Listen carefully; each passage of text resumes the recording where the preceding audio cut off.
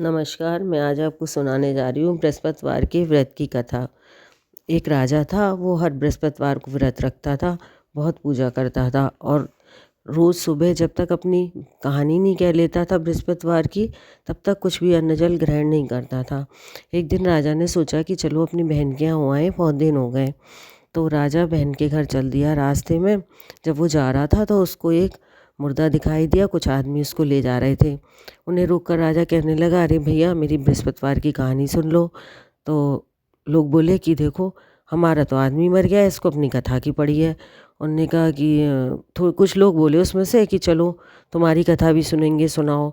तो वो उनको कथा सुनाने लगा। जब कथा पूरी हुई तो मुर्दा हिलने लगा और उठ के बैठ गया। अब थोड़ी दूर फिर राजा चला तो एक किसान खेत में हल चला रहा था। उसने कहा, भैया भैया मेरी बृहस्पतिवार की कहानी सुन लो। उसने कि अच्छा, मैं जब तक तुम्हारी कहानी सुनूंगा 4 हरिया जोत लूँगा, अपनी कहानी किसी और को सुनाना। ऐसे कह के राजा फिर वहाँ से चल दिया। राजा थोड़ी दूर गया था तो उस किसान की माँ रोटी लेकर आई तो देखा कि उसके बेटे के पेट में बहुत तेज़ दर्द हो रहा था। उसने पूछा तो उसने सारी बात बता दी कि ऐसे ऐसे एक आदमी आया था, वो मुझसे कथा सुनने की कह रहा था, मैंने मना कर दिया। जैसे ही वो गया है तब से मेरी तबीयत ख़राब हो गई है। तो माँ दौड़ी दौड़ी उसके राजा के पास पहुँची, उसे ढूंढने लगी तो थोड़ी दूर राजा मिल गया और उससे बोली, भैया भैया तू मेरी अपनी कथा मेरे खेत पर चल कर के। तो उनने, मेरे बेटे की बहुत तबीयत ख़राब हो गई है। तो राजा उसके खेत पर गया और कहानी कही उससे। तो वो सुन के उसका लड़का ठीक हो गया। अब तो राजा की प्रशंसा होने लगी। और राजा दूसरे दिन फिर अपनी बहन के यहाँ पहुँच गया।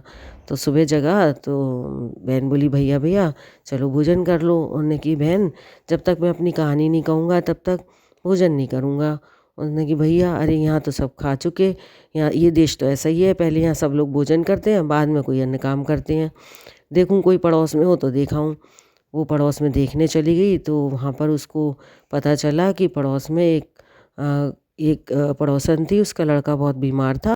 तो उसने पड़ोसन से कहा कि मेरा भाई कहानी सुना के ही कुछ खाते हैं, तो तुम कहानी सुन लो। तो पड़ोसन तैयार हो गई। तो आके उसने अपने भैया से कहा, भैया भैया पड़ोस में एक पड़ोसन का लड़का बीमार है, तुम उसको कहानी कह दो, अभी उनके यहाँ किसी ने कुछ भी नहीं खाया है कल से। तो वो राजा वहाँ पर जाके कहानी कहता है, उसको सुनाता है तो उसका लड़का ठीक हो जाता है। अब तो राजा की बहुत प्रशंसा होने लगती है। फिर वो राजा कहता है, बहन बहन अब हम अपने घर को जाएंगे, तुम भी चलो 2-4 दिन रह आओ।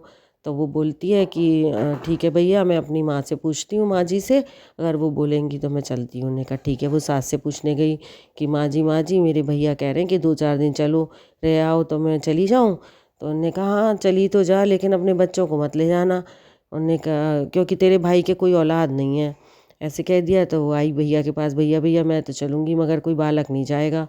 तो वो कहने लगा, भैया कि बालक नहीं चलेगा जब कोई, तो तुम ही क्या करोगी।